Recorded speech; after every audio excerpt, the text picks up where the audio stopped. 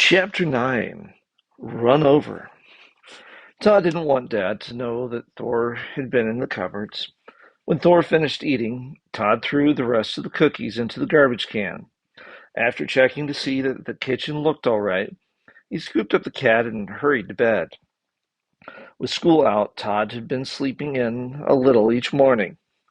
The next morning after the cookie incident, as Todd dozed, trying to wake up, he heard Molly scream, "Mommy, come quick! Come see what Thor's doing." Instantly awake, Todd jumped into his clothes, expecting to find Thor in the cupboard again. He forgot that the cookies were already in Thor's tummy or in the garbage can. Following Molly's excited voice, Todd found himself in the utility room bathroom. When he peeked through the open door, Thor ran between his feet toward the kitchen. "You're too late," Molly yelled. "I wanted you and Mommy to see what Thor did." Mom arrived about that time. "Okay, why don't you tell us what Thor did?" she asked, with a smile. "Was it good or bad?" "It was good," Molly said. "He went potty in the toilet."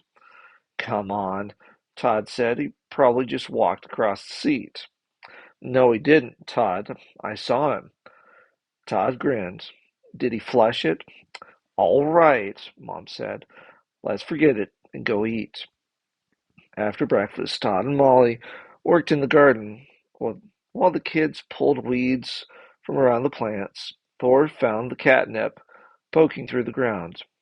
He rolled over and over in it.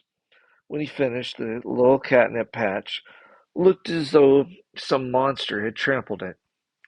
Todd knew the plants would be all right in a few days, but he straightened them up the best he could anyway.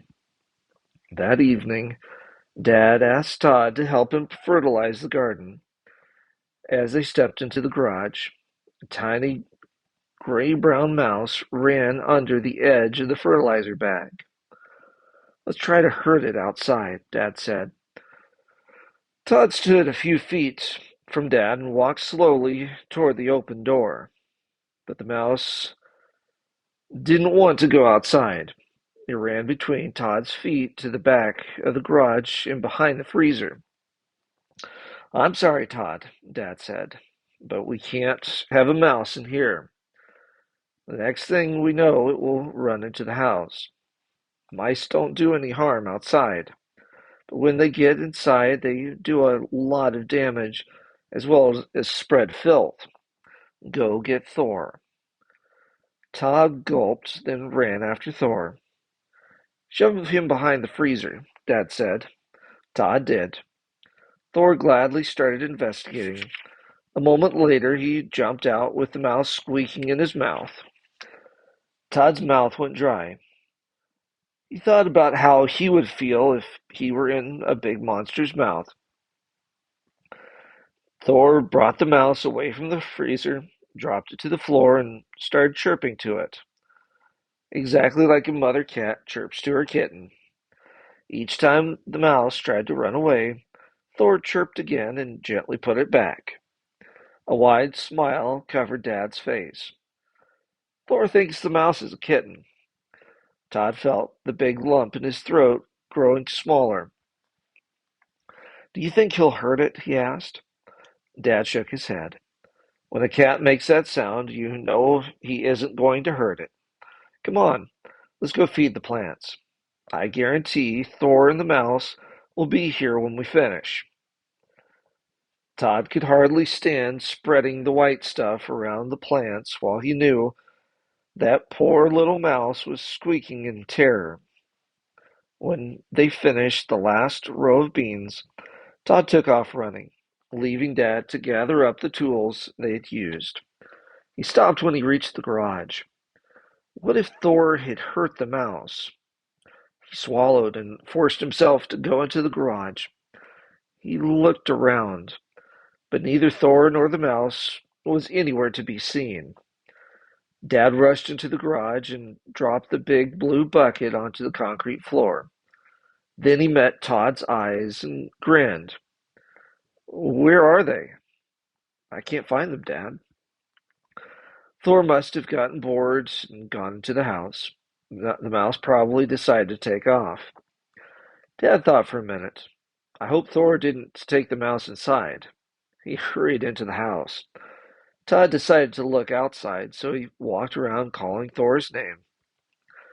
The sun had dropped behind the hills, and deep shadows filled the yard. Todd walked past a squatty bush, calling Thor's name. He heard something, but what was it? Then he heard a tiny sound in a shrub. Todd walked to the big bush, lifted his droopy branches, and looked under it. Thor lay there, curled up with the mouse tucked against his tummy. And when the cat looked up at Todd, the mouse jumped right over Thor's side and ran into the darkness. Good boy, Todd said happily. You didn't hurt it. I'm glad he got the mouse outside without hurting it, Dad said later. It's a shame to hurt God's creatures. Thor wakened Todd several times that night, chirping as though to a baby kitten. Todd awakened one morning to find Thor gone. Jumping into his clothes, he hurried down the hall to the bathroom. He started to go in when he noticed Thor on the toilet. A tiny sound like water dripping reached Todd's ears. A moment later, Thor jumped off and ran down the hall. Mom!